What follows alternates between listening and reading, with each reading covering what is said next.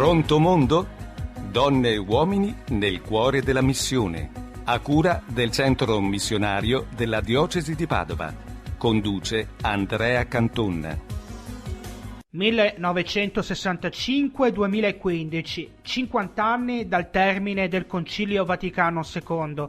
Un'esperienza che ha cambiato la Chiesa, che l'ha fatta entrare nel terzo millennio. E proprio in occasione di questo anniversario Papa Francesco ha indetto il Giubileo straordinario. Gli anni del Concilio, i primi anni 60, ma anche gli anni immediatamente successivi al Concilio sono ricordati per una vitalità estrema della Chiesa e per la nascita di tanti movimenti, tante associazioni e tante realtà che ancora oggi illuminano la Chiesa. Tra queste sicuramente c'è Operazione Mato Grosso, nata nel 1967 in Piemonte da un gruppo di giovani. Di Operazione Mato Grosso, un nuovo modo di vedere la missione da un punto di vista sociale, oltre che cristiano, avrete sicuramente sentito parlare. Forse addirittura nelle vostre parrocchie ci sarà stato qualche mercatino, qualche raccolta di ferri vecchi, qualche campo anche di lavoro. A più di 50 anni di distanza alcuni giovani continuano a donare parte del loro tempo per del lavoro gratuito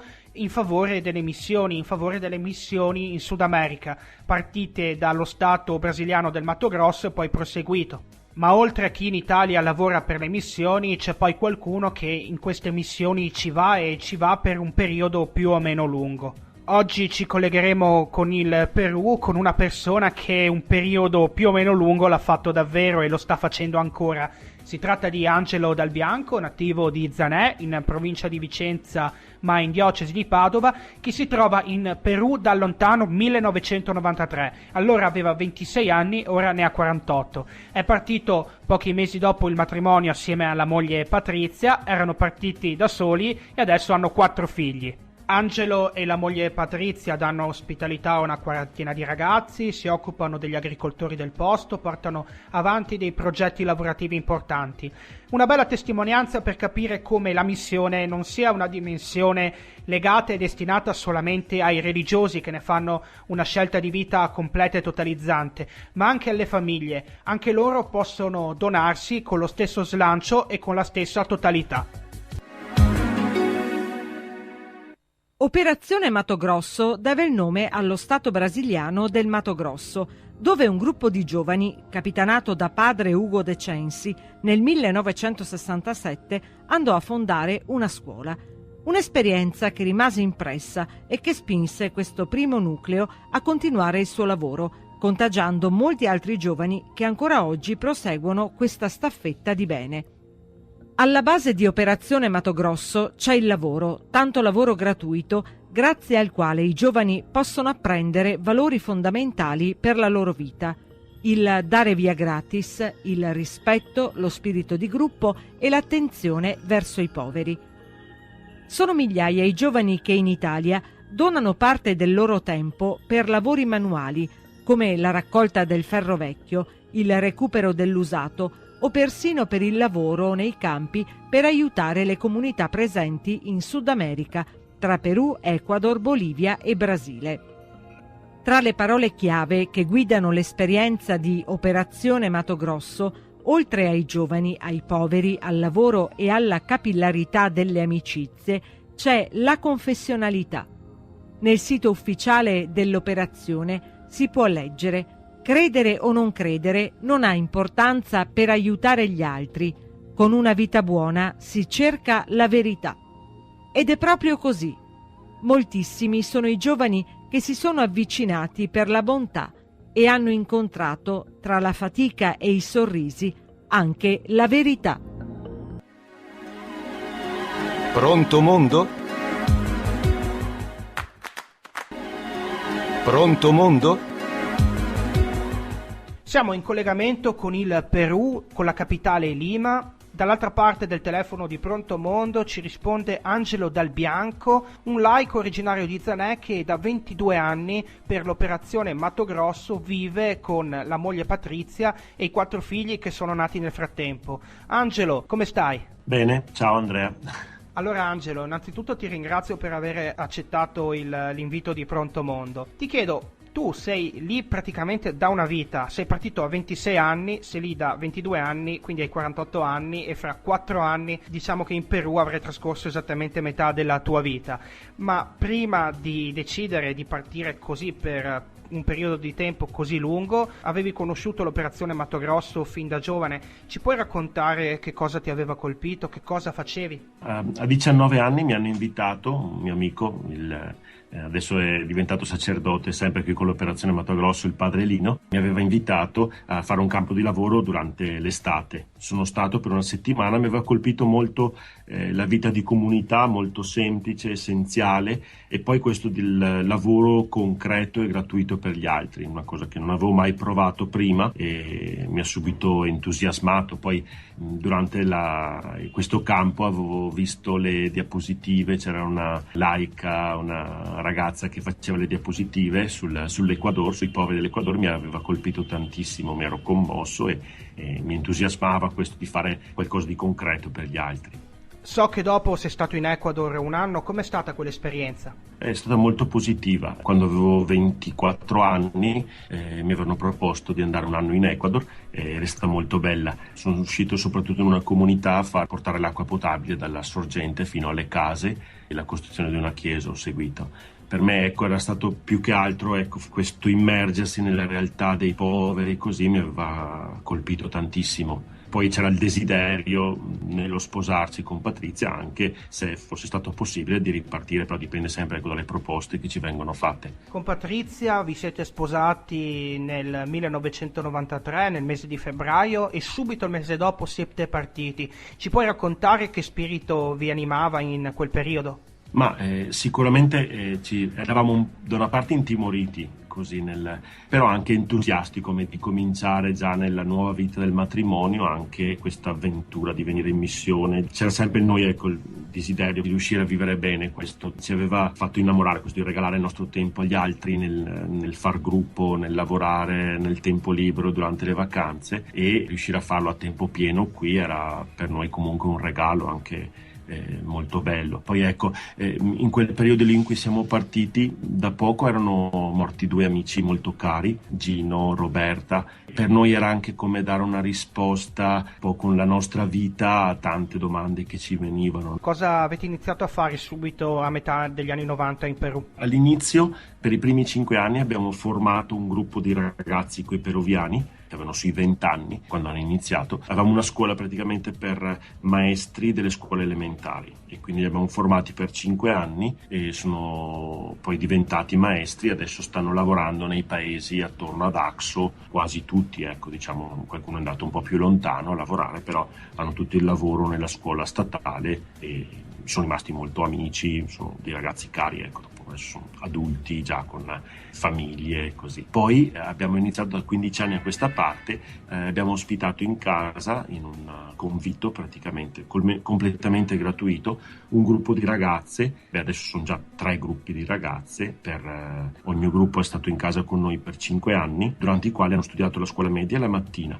e il pomeriggio hanno imparato a fare dei lavori telaio e ricamo e taglio cucito. Adesso le ragazze che sono già uscite nelle altre promozioni stanno lavorando in una cooperativa che organizza sempre mia moglie Patrizia, dove vengono una volta al mese per 2 o 3 giorni, portano i lavori che hanno eseguito a casa loro e ricevono degli altri ordini, degli altri lavori da fare, ricevono un po' un piccolo stipendio per i lavori fatti, tutti i lavori che poi vendiamo in Italia, ricamo soprattutto religioso e poi scialli fatti col telaio, fatti tutti a mano. In concreto, insomma, avete avuto l'opportunità di vedere questo lavoro iniziato, proseguire e crescere, c'è anche un po' di soddisfazione umana? Sì, comunque sia i ragazzi sia le ragazze uscite, tante ragazze per esempio sono venute qui a Lima a andare avanti con gli studi o col loro diploma del lavoro, della scuola media e del lavoro, hanno trovato lavoro poi qui a Lima, però sono praticamente tutti rimasti molto vicini, molto cari come persone. Li abbiamo aiutati nella parte così formativa dei primi anni. Grazie Angelo, noi torniamo tra pochissimo dopo la pausa per proseguire questo bellissimo racconto di una vita donata per il Perù.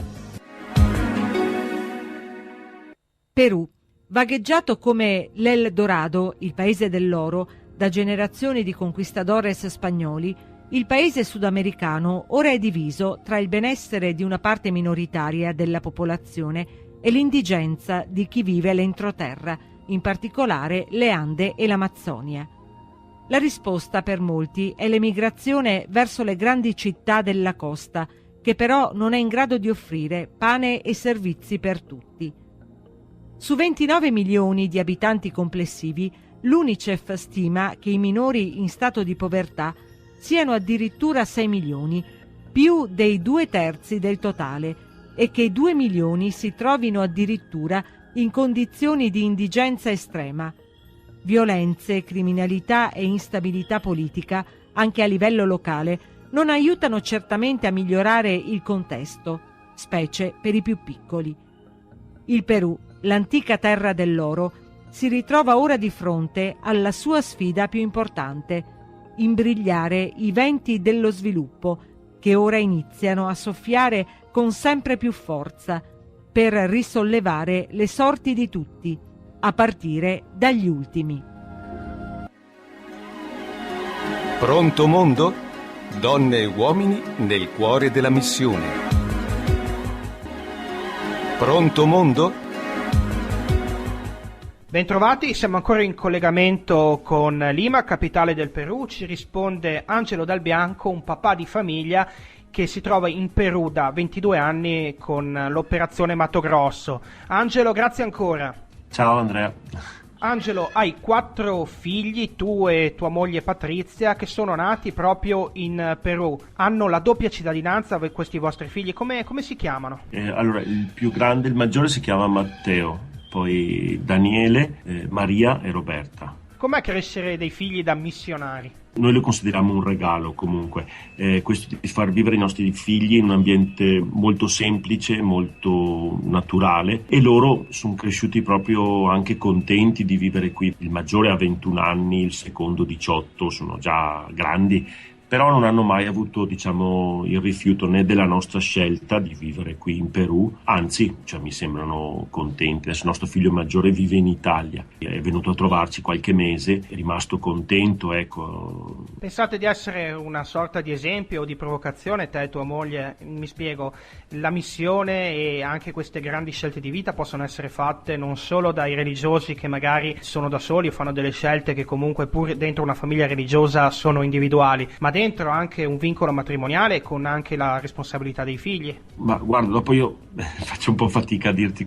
nel senso, per noi è stata una cosa molto semplice, abbastanza fatta tutta di scelte venute abbastanza naturali, anche così come ti dicevo prima, ecco, il ragazzo che mi ha invitato la prima volta è diventato sacerdote e per noi sembrava bello come famiglia, nel nostro piccolo, ecco, riuscire a vivere qualcosa anche noi di quello che lui è partito per la missione. Adesso anche lui è in missione da tanti anni come noi, parroco in una parrocchia del sud, e per noi era bello, ecco, proprio per questo legame di amicizia che c'era con lui, anche andargli un po' dietro, ecco, in questa vita. Dopo non è che è stata messa come giù a tavolino, è stata una scelta di così, anche dettata un po' anche dall'essersi poi legati, trovati molto bene con gli altri volontari qui in Perù. In questi mesi con Pronto Mondo abbiamo visto tante anime diverse della missione, parroci, infermiere, persone che si occupavano di comunità, quindi tante anime. Voi siete missionari, ma l'operazione Mato Grosso dichiara qui in Italia soprattutto di essere aconfessionale. Come me lo spiega? Voi vi considerate comunque missionari o vi considerate dei rappresentanti di una ONG? Ma non lo so, io mi considero di più un missionario. Poi guarda, nell'operazione Mato Grosso, diciamo, è così. In Italia si vuole molto essere liberi che un ragazzo si possa avvicinare, anche un non credente, anche un ragazzo che è lontano dalle parrocchie, dalla realtà, così anche della Chiesa, che si possa proprio avvicinare tranquillamente, nel senso che l'unica cosa è: hai voglia di lavorare per gli altri, hai voglia di sporcarti le mani, di fare un po' di fatica per gli altri, regalare un po' di tempo, vieni in gruppo, vieni a lavorare con noi, senza religione, senza, così, molto semplicemente. Dopo, chiaro, nel cammino che uno fa si scava sempre di più nelle scelte che uno fa mano a mano. Chiaro che le motivazioni anche si scavano sempre di più nella vita di ognuno di noi, e riscopre anche in questa parte religiosa che anch'io all'inizio rifiutavo. Mi piaceva l'operazione appunto perché si lavorava per gli altri senza messe, senza preghiere, e dopo mi ritrovo qui in missione a fare il catechista, a fare l'oratorio. Però chiaro, è come è stato tutto un cammino di avvicinamento e di un bisogno mio personale, ecco, di curare questa parte religiosa nella mia vita e poi nei ragazzi anche che avviciniamo qui in Perù. Nell'avvicinare i ragazzi, anche le ragazze che vivono in casa con noi, per noi è sempre stato importante, ecco, sottolineare questa parte di aiuto agli altri. Le ragazze escono una volta alla settimana, vanno ad aiutare i vecchietti, le ragazze madri qui in paese, portano la legna, lavano i vestiti, fanno da mangiare, portano fuori un po' di viveri. E per noi, ecco, questo di riproporre ai ragazzi di qua la parte del regalo, regala la tua vita, regala il tuo tempo, regala le tue cose, vedrai che sarai più contento. Lo riproponiamo anche ai ragazzi qui peruviani, e chiaro, attraverso comunque anche l'oratorio facciamo tutto un lavoro di pastorale qui nelle nostre comunità, dove riuniamo i bambini la domenica, i ragazzi del paese, abbiamo un momento di preghiera, poi catechismo, giochi, canti. Il sabato invece proponiamo anche a loro, lo chiamiamo l'aiuto ai poveri, andiamo a raccogliere la legna. Se i ragazzi sono un po' più grandicelli, abbiamo costruito anche delle case per le persone più povere del paese. E sempre, diciamo, un lavoro pastorale però molto incentrato sulla parte caritativa, che poi per me è il marchio che a me piace, ecco, dell'operazione. Un volto sorridente anche di un Perù che comunque è diventato la vostra casa, la casa dei vostri figli, ma comunque l'operazione Mato Grosso vive anche molto in Italia, soprattutto in Italia, attraverso il lavoro dei campi, il lavoro delle attività, dei weekend di tantissimi volontari, riesce a far camminare queste realtà come la vostra. Voi vi sentite legati all'operazione Mato Grosso qui in Italia? Come? E anche che cos'è che una persona qui in Italia può fare per avvicinarsi a questa realtà? Il nostro legame è per me assoluto, come con l'Italia. Noi siamo qui per sicuramente una scelta nostra, però sempre condivisa con i ragazzi in Italia, i quali anche ci dicono ogni volta: sì, ripartite, guarda che è meglio se rimane. Cioè, per me è un essere qui come un po' inviati, ecco, dai ragazzi dei gruppi in Italia. Non è mai una cosa scollegata o solo una scelta personale, è sempre legata con gli amici che 20 anni fa ci hanno detto di partire, che adesso fanno varie attività così, noi chiamiamo da gruppi adulti, no? Mercatini, così, per mandarci degli aiuti. E poi c'è il legame quando rientriamo in Italia, nei mesi che siamo in Italia, così andiamo in un gruppo dei ragazzi, degli adolescenti, ed è sempre un'esperienza molto bella. Ecco, riviviamo quello che abbiamo vissuto 20 anni fa in Italia assieme a degli adolescenti, così ci fanno un po' ringiovanire, ecco, nei nostri rientri. Però è sempre molto bello e molto forte comunque il legame, ecco, con l'Italia, fondamentale. Ecco, se non esistesse l'operazione non potremmo fare niente qui, ma ne mi interesserebbe, ecco, vivere solo qui e fare le cose, le attività che facciamo solo con della beneficenza normale, così mi interesserebbe poco. Questo è del lavoro in Italia, la proposta che si fa ai ragazzi in Italia per me è fondamentale, ecco. Angelo, grazie di cuore per la tua testimonianza, grazie anche per il coraggio che ci hai dato con queste parole. Insomma, l'invito è quello di sognare in grande e di fare delle scelte coraggiose. Grazie ancora. Grazie a te, Andrea. Ricordo il sito dell'Operazione Mato Grosso, www.operazionemattogrosso.it, tutto attaccato. Per noi anche oggi è tutto, l'appuntamento è alla settimana prossima con un altro viaggio nel cuore della missione.